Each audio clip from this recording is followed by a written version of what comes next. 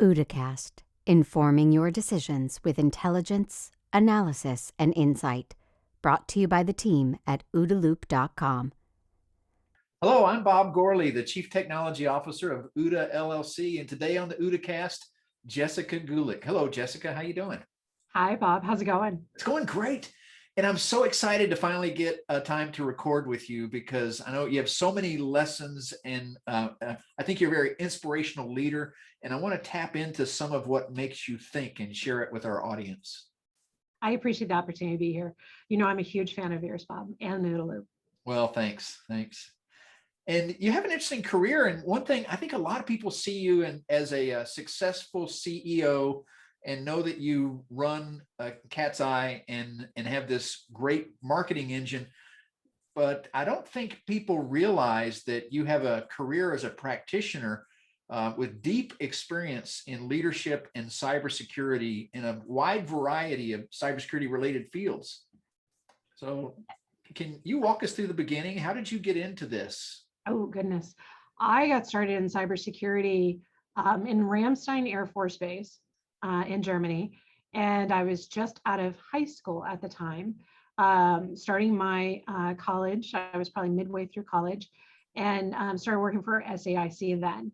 And I had the opportunity to talk with the security office on base, the IT security office, and integrate with them and what was called Systems Integration Management Office back then, SIMO, and learn about what they were doing in terms of system security plans. That was really inspiring for me. So when we migrated back, if you will, to Colorado and got out of the Air Force and I was looking for my job, I went back to SAIC to see if I could find a position and had started with State Department. Now, if you recall, Bob, this was when GISRA was in place and FISMA was just around the corner. And the State Department was really kind of setting up within IRM their security program. So one of the first mentors that I met there was Lynn McNulty, and the father, if you will, of cyber program management. I remember him holding up a security plan from 1978. And he's saying, cybersecurity has been around forever, Jessica. There's no reason why you can't be an expert. He goes, you need to get your CISSP and you need to really dig into cybersecurity. So I did. And it was a lot of fun. We did a lot of great stuff at State Department and then moved on to SAIC, where I was doing a lot of different federal work, managing various programs and to a point where I had a team at one point of like 34 security professionals doing everything from penetration testing to forensics, to policy, to strategy documents, to even co-authoring some NIST special publications. So it was a lot of fun. All right. So, and when you were at the State Department, what year was that? Oh my goodness. So it was right after I started, the October after 9/11. Okay. So very busy time, as the whole world was trying to raise their security posture. And absolutely. And it was a lot of fun. I got to, my first job there was working on one of the very first vulnerability assessment databases, and we used Microsoft Access, but it worked. And we were working with all the embassies and consulates around the world and talking to them about their disaster recovery plans, their IT contingency plans, and making sure that they had what they needed. So it was a lot of fun. And then that kind of migrated into security metrics, where I had the opportunity to be part of the team that really set the best practices, that ended up being the FISMA scorecard. Do you remember those days? Yeah. And how to, best the scorecard. So what we were doing as State Department was really the foundation that was then rolled out to the rest of the federal community, which was a lot of fun. That's cool. And you also, besides the CISSP, I think I saw on your LinkedIn profile PMP. I did. I got my PMP back in, it's either 2004 or 2007, but that was a big milestone for me. I guess we should back up for those that don't understand what a PMP is. Would you tell us, what is that? It is a project management professional certification. And I chose to get that in my career because I was I was actually 7 months pregnant, Bob, when I got my PMP, and I knew I was going to take some time for family. So I wanted to really do a milestone, a big milestone that would help ensure that when I returned to the workforce, I would still not lose any ground, right? And at that time, there wasn't a lot of project management professionals out there. I think it was still under 1,000 at that time, I want to say. So it was a great move, and it really has helped me in my career to be able to have the tools that I need to run a project, right? And understand the cost and understand the planning and the sequencing. But I would say it was also probably foundational to when I started my own business. It gave me some of the planning knowledge that I needed to be successful. I can imagine. And I don't know what it's like today, but through most of my career, I'd see that that acronym. And I know that this is a person that can really understand cost and schedule and performance and how to keep things on track. And especially in the government system integrator world, someone with a PMP is in extremely high demand because the government expects things to be done on schedule and on cost and to meet the requirements of the contract. Absolutely. I would go further than that, Bob. What having project management skills like that does for an individual, it allows you to open up to scary things, big challenges, right? Because now you know how to break big concepts or visions into little small pieces that are actionable, and you can trust the process, right? You can put together a plan that is very detailed to begin with, but not so detailed in the end, but trust that you know you have the tool, you understand the process so that you can take on those bigger challenges. Yeah, it's interesting. And I wanted to ask you, what's the secret to your successful career? And there must be a whole bunch of things, your continued study, your hard work, your discipline. But I wonder about the role of that PMP. It sounds like if someone's asking us for advice on what they should do to further a career, considering pursuing the PMP certification might be one of a good recommendation. Absolutely. Absolutely. Because it really does open you up. And people, when they see that you have a PMP, they think she has a good vision, but if you don't have one, they're like, she's got a good vision, but could she really implement? When you have the PMP, it's like, yeah, hold my beer, let's go. We've got this. We can plan it out and we can make it happen and we can do it as a team. Yeah, it gives you the mental models and the tools to really help execute. Absolutely. Well, while we're on that subject, then, what else? What other tips do you think have helped accelerate your career through the years? It's interesting. I try to learn from everybody I meet. I really do. And I feel like everybody has some value to learn from their experiences, whether you like them or not. And regardless of if they're successful or more successful or where they are in your life, it's funny. One of the big lessons I learned was from my son, who was young at the time, if you will. I think he was in middle school or something like that. And he was playing football. He was on the practice field, and he was just taking hits after hits, right? Little guy up against big guys, all, in their helmets and gear and stuff. And he was just taking the hits, and he'd fall down, get back up, fall down, get back up. And the coach just couldn't believe it. I mean, the hits were pretty darn hard. And while he's doing that, the mom in me is like, oh my goodness. Yeah. But the entrepreneur at the time, I was just starting Katzcy, is like, oh, wow, what a difference it is between boys and girls, right? And I wrote a blog on this about perseverance. Boys are taught from an early age in football and sports and such that, it's all about persevering through the challenge. And girls are taught about perfection, right?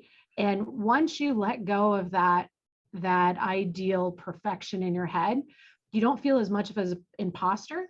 You take on more challenges, more risks, and you realize it's about perseverance. I'm going to fail, but I'm going to keep trying until we get it right. That's fascinating, Jessica. So my point is that you can learn from even your kids, right? It's kind of fun. I would say that's one of them. I've learned one recently, Bob, that I'm really kind of enamored with. And I think it was in something I read from either Harvard Business Review or, one of those business strategy rags that are out there. And it's not about delegation. It's about coaching. And I think that's really important. I think one of the things I would share with anybody who's kind of going up in their career or they're thinking about starting their own business, we're taught, I think, that it's about delegating, right? I'm going to give you a task and you're delegated to go do it and da da da.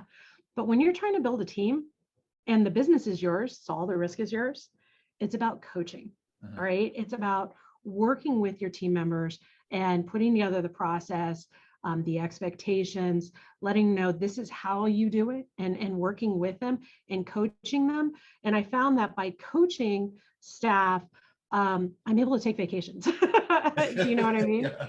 But I feel like delegation was always taught to us. And it's really one of those, here, let me give this to you. You're on your own. And I really hope you do well. Yeah, Do I you know think what I that's mean? another great observation. Because, in the military kind of structure is there's a boss and then no more than 3 or maybe 5 people directly under you, because that's all you can really command. And under Yeah. them, same thing, no more than 3 or 5. And then and it's that way all the way down. But if you're coaching, you can coach a large number. It's not a command and control thing. You can coach a big team. Yeah, absolutely. And I think you do see that in the military. It's usually called like commander's intent. And so it's not hands-on coaching, but they are trying to set the vision at the top and let everybody know this is the vision, this is what we're trying to do, and understanding the mission and objectives so that people can make good decisions. I think that's part of the coaching piece, but I think as you go and you're starting your own business or a team, I think putting that extra love into it and spending some time with the team members and understanding what you want them to do, right, and how to do it. It's a hard investment. It's not easy, but it's worthwhile. Yeah. And on your previous point about persistence too, I wanted to mention that, I've met some great hackers, the people who can really get in.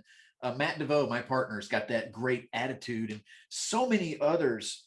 And the thing that separates them apart from me is that persistence thing. When it comes to computer security or hacking, penetration testing, the greats just never give up. They just attack.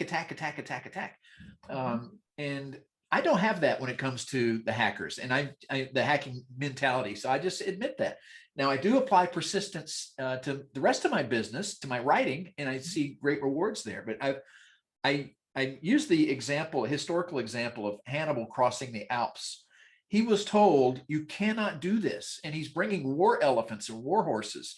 Yep. And he told his generals, we will find a way or we will make a way. And so I consider him the first real hacker. Sounds cool. I like that. I like that a lot. I think it's also the point. I remember my husband was military. So I remember we were at one of those hail and farewells that they do. We were on a boat in Germany, right?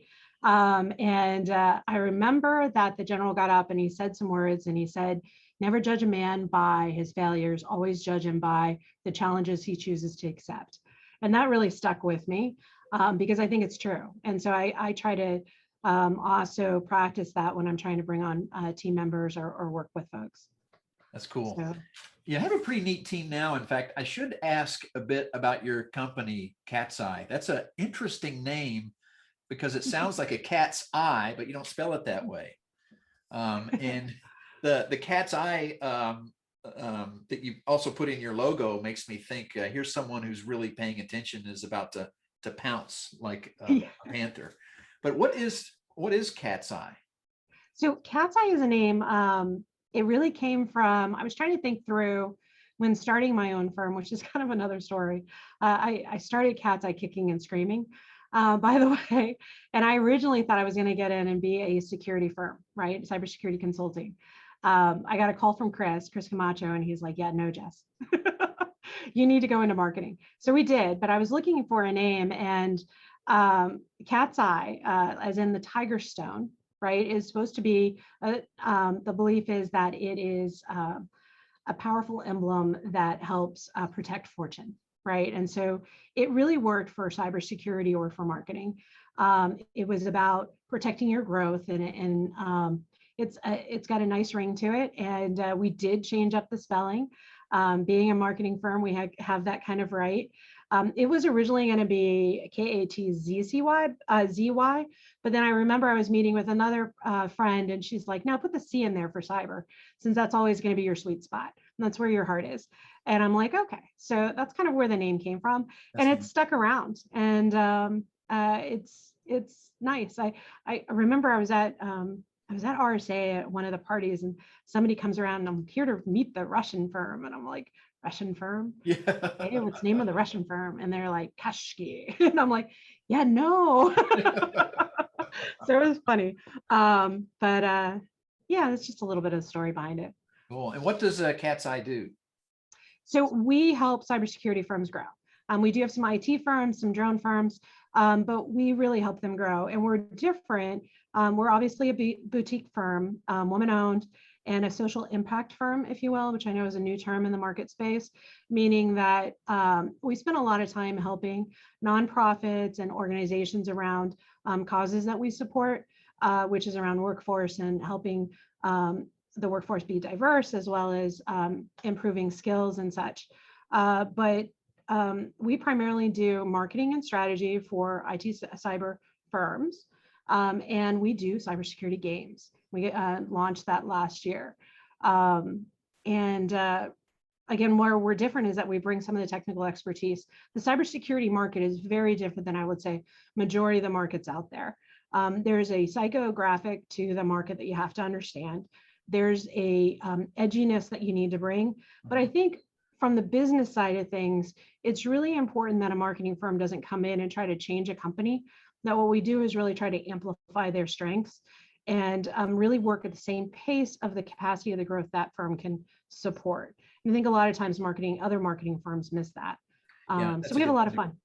I think another one of your strengths clearly is the fact that you have the technical background where you can have a conversation, not just with the CEO, but the CTO and the engineering team, and really understand what these capabilities do. That's definitely one of them. Thank you. We are able to really start to communicate in terms of business outcomes, what the technical teams are doing. And I think I did learn that being a program manager at SAIC with cybersecurity, because oftentimes my role was to take what the team is doing, if the pen test team is performing a project, and really start to equate that into terms that not just the chief security officer would understand, but what they could put forward to their boss and up to the board. Cool. And you mentioned, did you say a social impact? You're a social impact firm?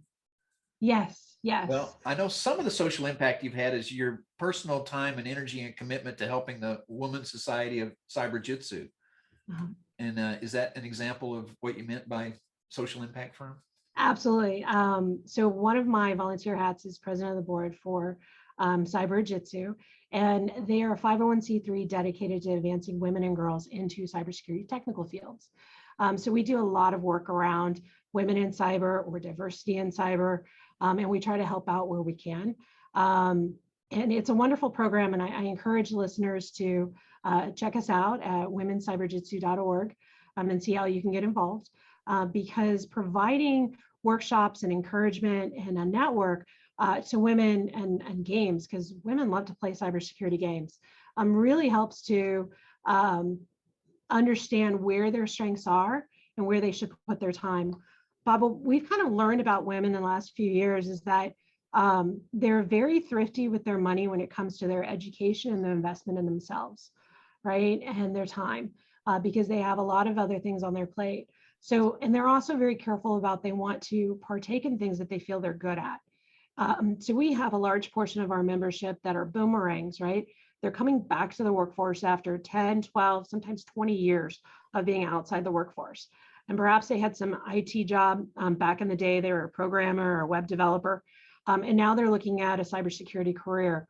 So they are active participants in our tribe, as we like to call it, where they come in and they can take cost-effective workshops to expose them to Python, penetration testing and forensics, and all this different kind of capability, and start to get the kind of encouragement and confidence in themselves so that they're ready to take on some of the bigger, more expensive boot camps and commitments into the career field.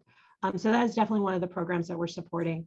One of the things we're doing with Cyberjutsu that's exciting, it's kind of a blend between Katzcy, Cyberjutsu, and SANS, is that we won a Go Virginia grant here in the Northern Virginia area And it's really hyper-focused on finding those individuals with high aptitude in IT and cyber that have been negatively impacted by the pandemic, and cross-training them into a cybersecurity job.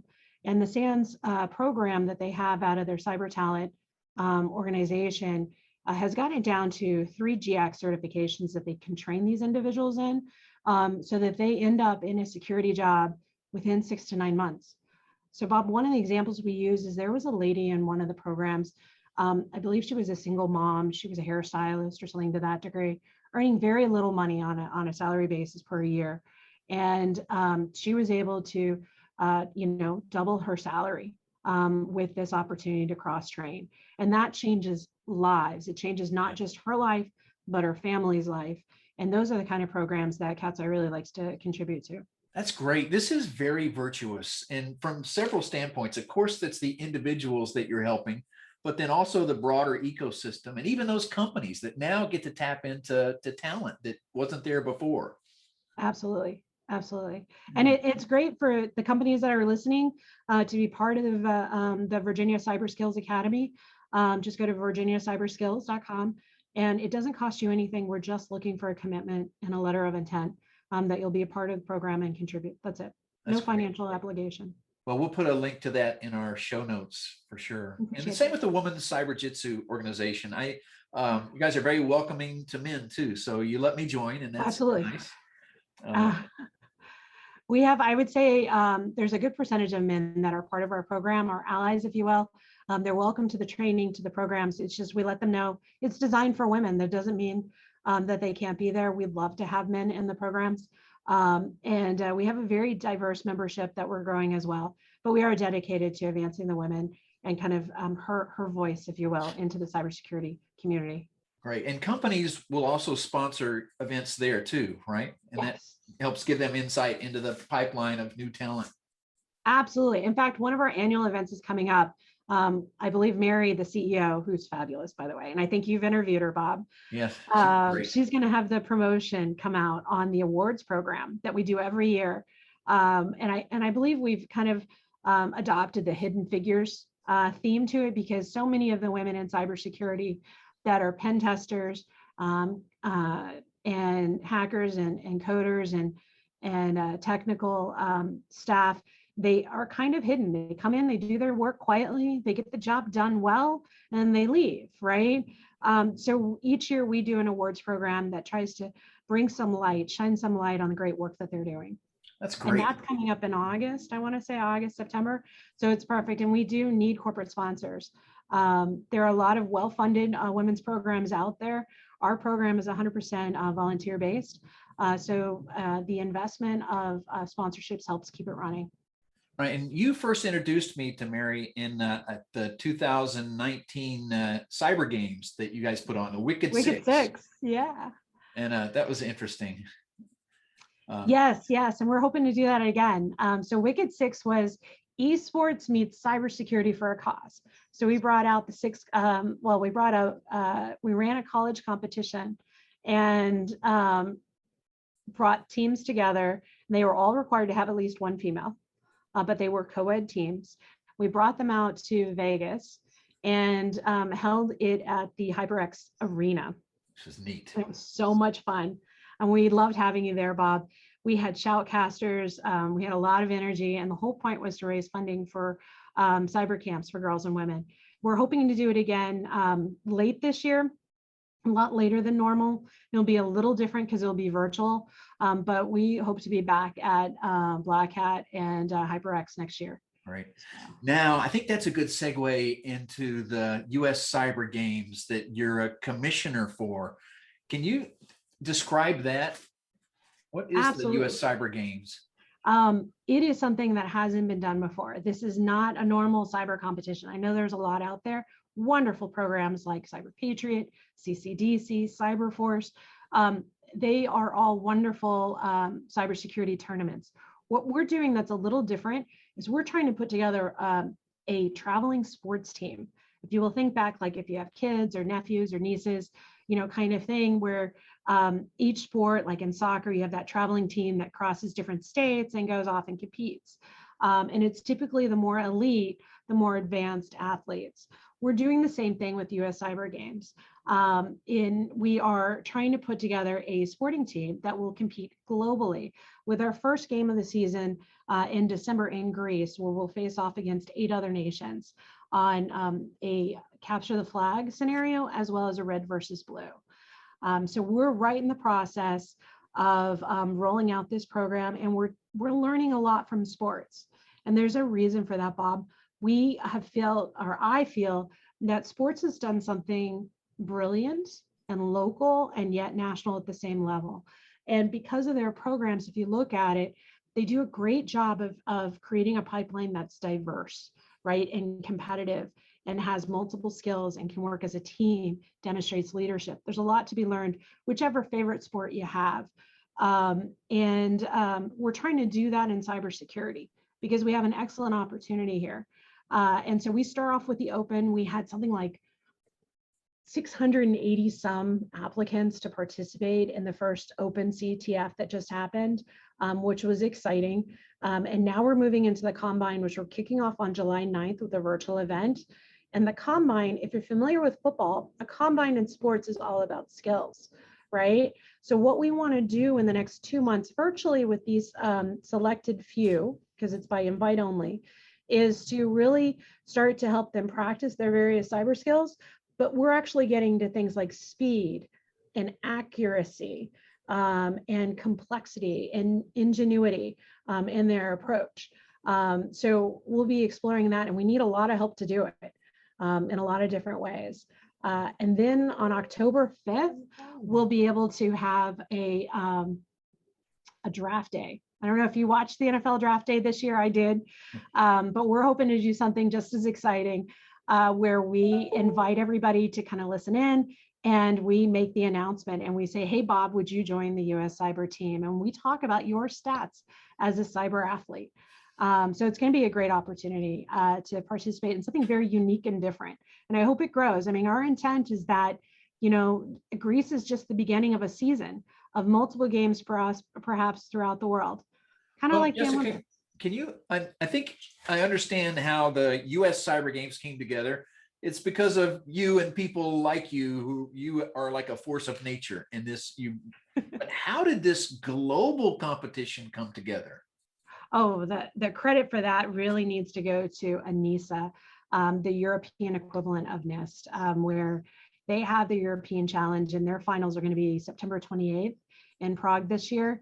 And this year they said, hey, why don't we just extend this after our finals a couple of months and do an international challenge? And they've invited the US to participate, as well as other nations. So it's going to be fabulous. And they're making sure that it's in person, that's not virtual, because they really think that by bringing the nations together around cyber games, just like in the Olympics back in the day, right? It helps us to collaborate and to talk through some cybersecurity things that we all share. I have no doubt. Yeah, this is so going to be a very virtuous thing. I should say that the US Cyber Games would not have happened if it wasn't for Rodney, the director of NICE out of NIST. He was very much spearheaded the program, and they are funding the program cost of it through a grant to Katzcy to run the program. So we really appreciate their support and all of our sponsors' support, as well as OODA. Well, it's great being involved because we get to watch you just change the world closely. So it's really enjoyable. Well, we're really hoping this will spur some really interesting discussions in the community. And I'd love to see them on the OODA and other discussions and such. You know, we talk a lot about tools that map to the MITRE ATT&CK framework, right? I think it's about time we start talking about how employees and cyber professionals map to the MITRE ATT&CK framework, right? Or map to the NICE framework. You know, let's get some metrics around what our workforce really can do, and then put the games in place to help them improve. And I think it becomes really interesting when we stop saying I need to hire an incident response analyst, and we start looking about how do I create a team at our company that really protects what we value most. And that kind of changes the game. Yeah. You know, this relates to another question I wanted to get into, and that is the future of business overall. You know, the whole world changed because of the pandemic. It was changing already because of the convergence of all these technologies and just a new way of doing business. And then the pandemic hits and just dramatically changes everything. And so here we are. The pandemic's not over, but it's already a new world and a new business environment. And I just wanted to ask, as a CEO, what your views are about the future, and if you have any advice to other CEOs on what needs to be done to ensure success. Absolutely. I think we're in a very interesting time, right? We've weathered the storm, let's hope, right? And there's a lot of excitement about returning to the office. And I think that there's going to be some really interesting discussions going on at companies, in that here they've now gotten used to the employees gotten used to working from home, and the managers gotten used to managing those that work from home and having them available at all hours of the day, if you will, or at least different hours than typical. And some have produced very well and others not so well. But the point is that we changed, and I don't think we can go back. Yeah. Not fully, not the way it used to be. It's kind of like they say, you can never go home. We have a new frontier in front of us for the workforce and how we manage our teams and where we manage them from. And I think that's important to realize as we go forward. You can't expect people to show up in the office 8 to 5 and then still be available at 10 p.m., right? We need to reset our boundaries as employees so that we have a life balance. And as managers, we need to relook at, how do we lead? I've heard a lot from other CEOs and managers during the pandemic. What they learned was that they needed to have a better understanding and a better relationship with employees. Sometimes it's a lot easier to compartmentalize your relationship with your employees when you just all go into the office and then you leave the office. But when you're going through a pandemic together, there are a lot of relationships that were cultivated that really help the team dynamics. So I think as we move forward as a world in post-pandemic days, I think we should keep those lessons that we've learned over the last year or so and see how we can reapply them in a new way to our workforce so that we can find that mutual balance of virtual and home, and where the boundaries need to be set between the employee and the employer, where they're still close, right? We still have relationships. We're still working as a team and collaborating. It sounds easy. It's not going to be easy. This is something, you're changing the culture of organizations, and it's very difficult, but it's worth it. This is very insightful. And I, definitely agree with you on all these points about we're not going back to the old normal. We're moving forward, and there is definitely going to be some component of in-person, but is it in person every day forever? And then there's definitely going to be some component, I just know, of always distant and remote. There may be some team members that you never see in person. And of course, it's always been that way in these huge companies, but even for smaller companies now, it's just the way things are. Absolutely. Absolutely. And, I would encourage people to even rethink of the 40-hour week. Here at Katzcy, I don't believe in a 40-hour week. I think some weeks have 30, some weeks have 50, and you've got to be flexible. And I think flexibility across the board with workforce is going to make sense going forward. Yeah. Cool. Well, Jessica, thanks for the time today and all these insights. I really appreciate it. No, I'm a big fan, Bob, and I really appreciate being part of this program.